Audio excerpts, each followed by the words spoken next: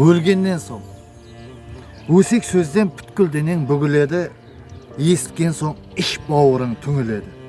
Тірі кезде атарға оқ таппасаң да, өлгеннен соң жақсылығы білінеді. Өсек айтып ақылынан аздырамыз, пәк адамды былғап тоздырамыз. Тірі кезде жаман атты тағып болып, намазында жылап ақша жаздырамыз. Бенде білмес не тұрғанын артында. Бір жаман сөз қалдырады салқында.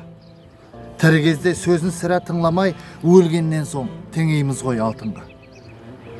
Өсек сөздер шығарады шектен тек. Оны біреу шығармайды-ау шеттен кеп, тірі кезде қате дейіп өлгенде, айтамыз-ау дұрыс айтып кеткенде. Бендеміз ғой, парасаттан жұрдаймыз. Хақты емес, жалған сөзді тыңлаймыз, өліні сыйлаған бай болады деп, өліні де сыйлап қарық қылмаймыз. Құрметпен, Алишер Утемуратов.